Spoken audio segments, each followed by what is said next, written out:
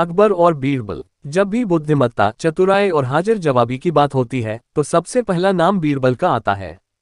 वहीं अकबर बीरबल की जुगलबंदी किसी से छुपी नहीं है। ऐसा कहा भी जाता है कि बीरबल को बादशाह अकबर के नवरत्नों में से एक अनमोल रत्न माना जाता था। अकबर बीरबल से जुड़ी ऐसी कई कहानियां हैं जो हर किसी को गुदगुदाती हैं, साथ ही एक खास सीख भी दे जाती हैं। अकबर बीरबल की कहानियां हमेशा से सभी के लिए प्रेरणादायक रही हैं। बीरबल ने अपनी चतुराई और बुद्धिमत्ता से कई बार बादशाह अकबर के दरबार में आए पेचीदा मामलों को सुलझाया। साथ ही बादशाह अकबर की ओर से दी गई चुनौतियों को सहर्ष स्वीकार कर उनका हल निकाला। बेशक ये किस्से कहानियां सदियों पुरानी हैं, लेकिन वर्तमान में भी इनका महत्व कायम है। अगर आप अपने बच्चों को मानसिक रूप से मजबूत बनाने चाहते हैं या उसे यह सिखाना चाहते हैं कि कैसे हर समस्या का हल शांत रहकर व दिमाग का इस्तेमाल करके किया जा सकता है, तो अकबर बीरबल की कहानियों से बेहतर कुछ नहीं है। हमारे कहानियों के इस भाग में पढ़िए अकबर बीरबल के वो किस्से और कहानियां जो बच्चों के जीवन को सही दिशा देंगे। अकबर बीरबल की कहानी, सबसे बड़ी चीज।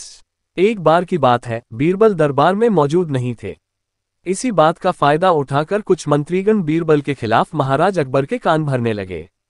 उनमें से एक कहने लगा, महाराज, आप केवल बीरबल को ही हर जिम्मेदारी देते हैं और हर काम में उन्हीं की सलाह ली जाती है।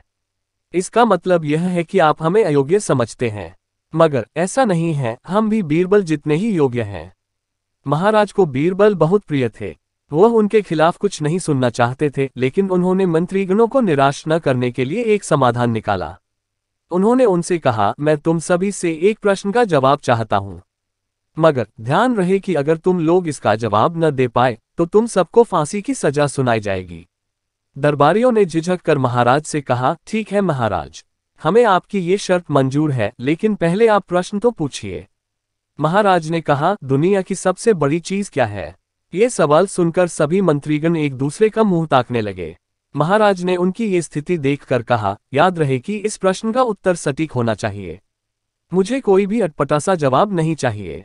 इस पर मंत्रीगणों ने राजा से इस प्रश्न का उत्तर देने के लिए कुछ दिनों की मोहलत मांगी। राजा भी इस बात के लिए तैयार हो गए। महल से बाहर निकलकर सभी मंत्रीगण इस प्रश्न का उत्तर ढूंढने लगे। पहले ने कहा कि दुनिया की सबसे बड़ी चीज भगवान है, तो दूसरा कहने लगा कि दुनिया की सबसे बड़ी चीज भूख है। तीसरे ने दोनों के जवाब को नकार दिया और कहा कि भगवान कोई चीज नहीं है और भूख को भी बर्दाश्त किया जा सकता है। इसलिए राजा के प्रश्न का उत्तर इन दोनों में से कोई नहीं है। धीरे धीरे समय बीतता गया और मोहलत में लिए गए सभी दिन भी गुजर गए।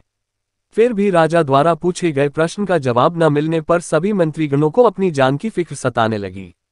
कोई अन्य उपाय न मिलने पर वो सभी बीरबल के पास पहुंचे और उन्हें अपनी पूरी कहानी सुनाई।